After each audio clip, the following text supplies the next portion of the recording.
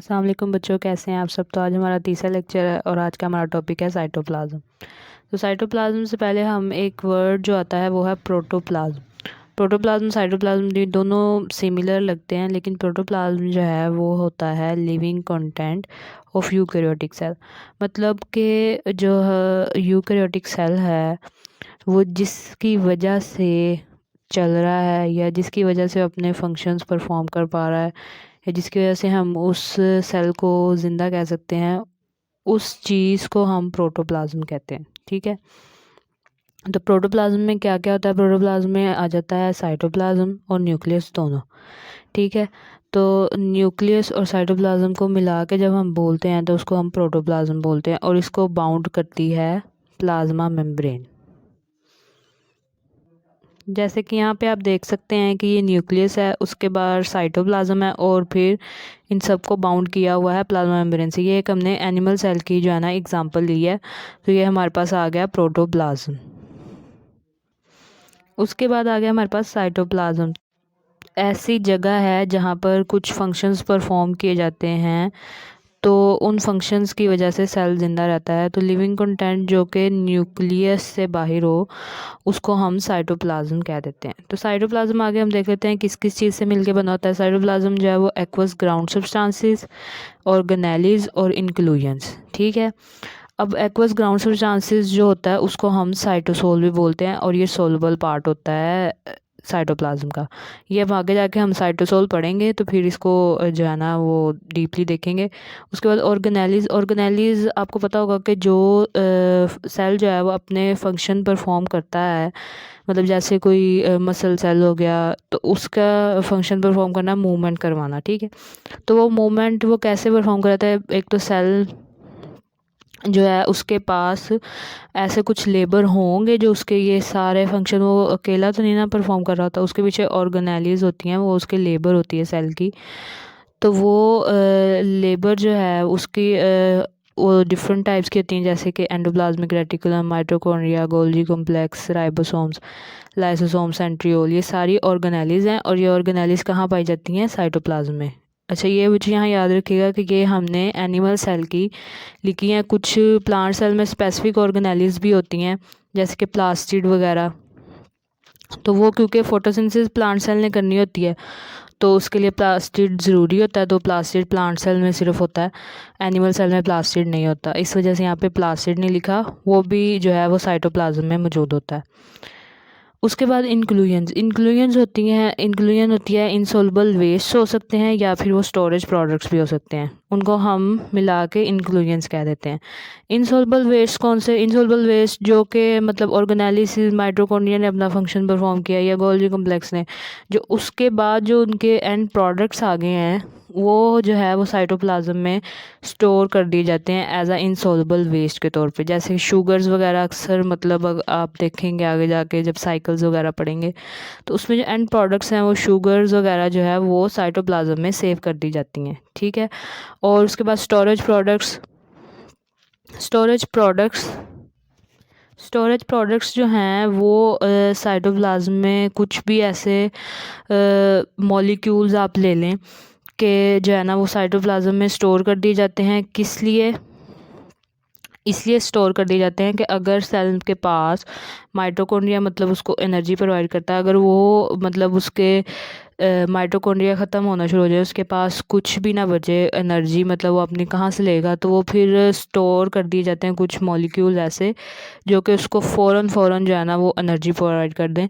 तो वो उसमें हम एग्जांपल के तौर पे दे सकते हैं लिपिड ड्रॉपलेट्स, मतलब कि फैटी एसिड्स को जो है ना यूकैरियोटिक सेल भी और प्रोकैरियोटिक सेल दोनों अपने अंदर स्टोर करते हैं as a rapid energy gain के लिए। ठीक है, उसके बाद यहाँ पे आप देख सकते हैं ये एक एनिमल सेल है, उसके अंदर ये सारी ऑर्गेनेलिज जो यहाँ पे मेंशन की गई हैं ना वो सारी यहाँ पे शो की गई हैं, उनका बेसिक सा स्ट्रक्चर बना के दिखाया गया है कि वो किस तरह से दिखती हैं। तो इसके बाद हम इनको आगे जो है ना वो एक एक करके डिटेल में पढ़ेंगे और ये मतलब साइटोप्लाज्म में ऐसे ये प्रेजेंट होती हैं। आगे बच्चों अब हम देख लेते हैं साइटोसोल। तो जैसे हमने पीछे पहले पढ़ा था कि एक तो सोलुबल पार्ट होता है और एक इनसोलुबल होता है, जिसको हमने इंक्लूजन्स कह दिया है। जो सोलुबल पार्ट होता है उसको हम बोलते हैं साइटोसोल। ये साइटोप्लाज्म का सोलुबल पार्ट होता है। इसके अंदर 90% वाटर होता है, तो इसलिए इसको सोलुबल पार्ट जो है ना वो हम बोलते हैं।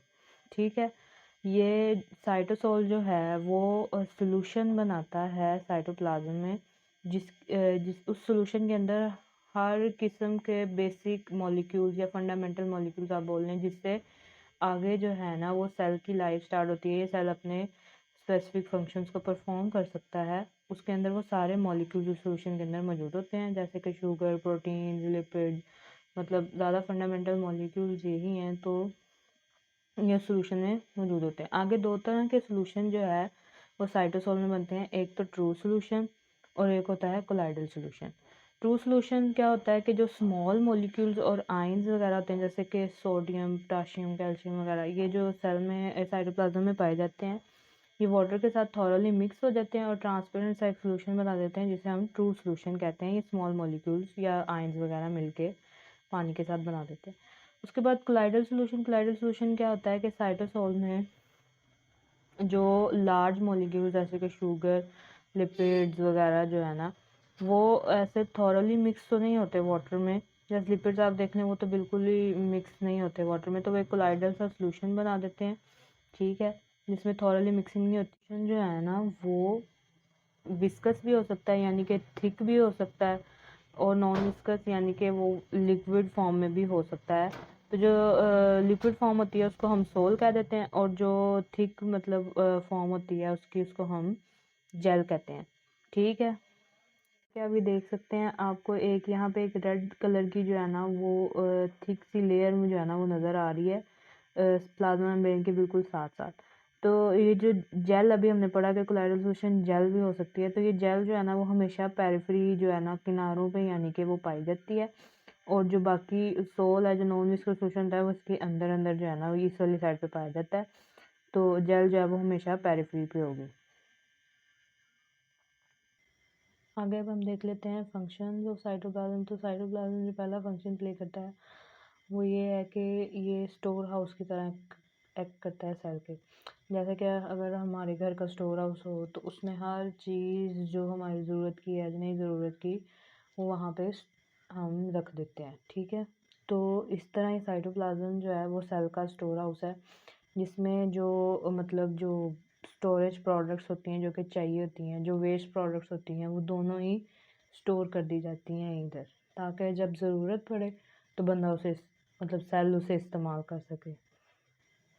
उसके बाद जो है ये एज अ साइड एक्ट करता है मेटाबॉलिक एक्टिविटी के लिए। मेटाबॉलिक एक्टिविटीज़ जब होती हैं तो साइटोप्लाज्म उनको एक जगह प्रोवाइड करता है कि वहाँ वहाँ पर वो मेटाबॉलिक एक्टिविटीज़ हो सकें। जैसे कि ग्लाइकोलिसिस है, ग्लाइकोलिसिस जो है वो साइटोप्लाज्म में परफॉर्म होते हैं। उसके बाद एक क्वेश्चन आता है कि ऑर्गेनेलिज जो है वो एक सेल में कैसे मूव करती हैं।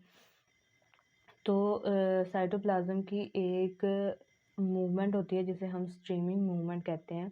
ये सर्कुलेटरी मूवमेंट होती है, जो कि सर्कल में मतलब जो है ना साइटोप्लाज्म मूव करता है, और फिर ऑर्गेनेलिज और न्यूट्रिएंट्स जो है ना वो भी फिर उसी तरह मूव करते हैं। जैसे कि यहाँ पे आप देख सकते हैं कि ये सर्कुलेशन हो रही है यहाँ पे साइटोप्लाज्म की।